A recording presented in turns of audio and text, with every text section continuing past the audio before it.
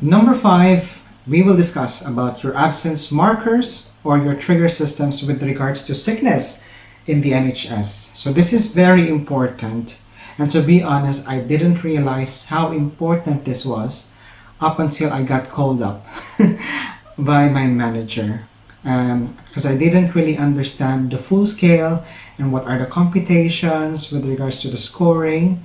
And I have to be honest, I did reach for that specific year when I had several migraine episodes compounded with several injuries from patients and blah blah blah, that I actually reached a medium score that would, really instigate a formal HR meeting. So here's what you need to know. So different trusts may use different systems. So one of the systems being used is what we call the Bradford scoring. The Bradford scoring counts sickness in a 12-month rolling period. So for example, I am checking your Bradford score now in October 2022. I'd be looking at all your sickness days and episodes up until November last year. Okay, so the last 12 months. If I was checking your Bradford score in January, I would be looking back 12 months up until February of last year. Okay, so it's a rolling 12 months. Now, how is it calculated? So the formula is this, which is S multiplied by S multiplied by D equals your Bradford score. So what is S? So S is your sickness occasions or your sickness episodes in the last 52 weeks or last 12 months. D is your number of days of absence, that is in total. So let me give you an example. So for example, you had one absence episode which lasted 10 days. Your Bradford score will be 1 multiplied by 1, which is 1, multiplied by 10 days, so you have a Bradford score of 10. If, for example, you had 2 episodes of illness which lasted 5 days each, so technically there are, both are 10 days, right? But it becomes a different score now because you will be multiplying 2 by 2, that's 4, times 10, then your score becomes higher. So are you starting to see the pattern that actually shorter duration of illness but higher number of episodes can make you score higher in terms of Bradford? Let's give you another third example. So if you had 10 absences, 10 episodes of being sick in the last 12 months, and these were just 1 day of sickness each, you would think, it's just a one day sickness, but you had 10 episodes. So your S would be 10 multiplied by 10, that's 100, and your D, which is a total number of days, is 10 days. 100 times 10, that your score is now 1000, and that is very high. So you can see how it is better to actually fully recover, take sickness absence long enough for you to recover rather than take few small days with very small gaps. That increases your Bradford score. So when do you trigger in terms of this Bradford scoring? So when you do trigger, this will mean that you need to have a formal HR meeting, okay, with regards to this. So in some trusts, they are very, very strict. As soon as you score 150, that's it. That's your trigger for a formal meeting.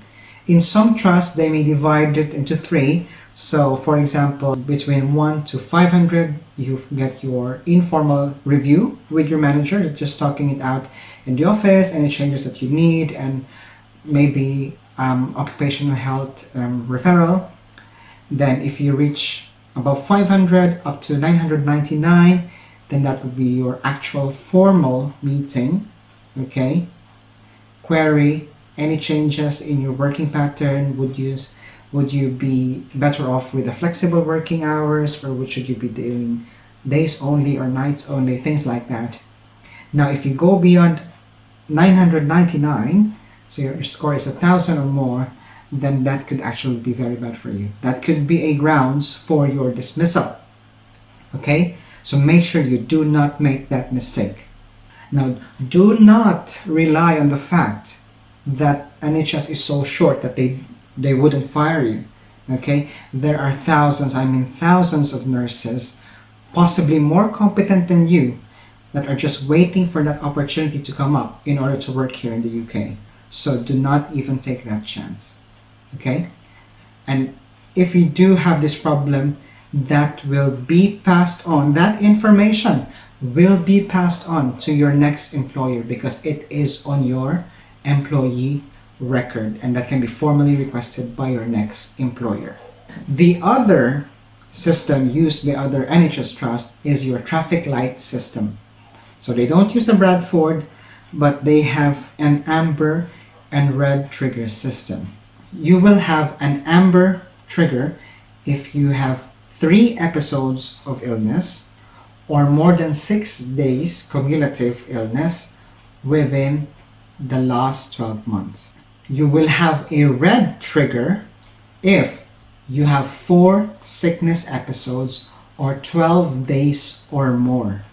An important point to remember with regards to the trigger systems and the Bradford scoring is that certain conditions or situations of illness are not included, so they are exempted from the counting. And these include, number 1, absences relating to pregnancy. So if you are having hyperemesis gravidarum, obviously you can't work in that condition, then you go off sick, that is not counted in your triggers.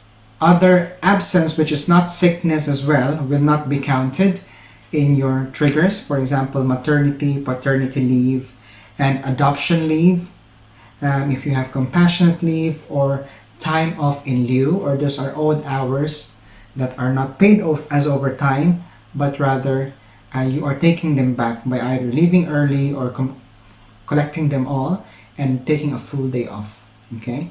So let's have a quick talk about getting sick in the middle of work. So this has happened maybe 3 times with me when my migraine just happened in the middle of work. Trusts differ with their policy regards to this one. So in certain trusts, if you get sick more than 6 hours after or within your shift, then you will be sent home, obviously, but then that shift will be recorded as you having worked that full day. Okay?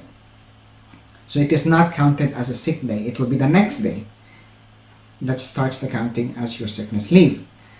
In other trusts, regardless of what time or how many hours you've worked already in your shift and you go home because you got ill, then it will be counted as day 1 of your illness. So make sure you know your local policy, okay? Or you can just ask your manager with regards to that. So those are the essential things that you need to know with regards to sickness absence in the NHS. I actually have a lot more of things to say, but I know this video is getting too long. So for my next video, we're gonna talk about why you should only take your sickness absence when you absolutely need to do so. What are the reasons for this and what could happen if you do it wrong? So make sure you do subscribe to my channel, give this video a like, and share this video to your friends for more awareness on our rights and responsibilities with regards to sickness absence. And that will be the end of this video. So thank you very much for joining me on this very important topic. I hope that I have helped you today. Do leave any comments, any suggestions down in the comment section below, and I will definitely reply, and hopefully we can continue to communicate with each other. Thank you so much for being with me today. I really hope that you have a lovely week, and see you next time. Bye!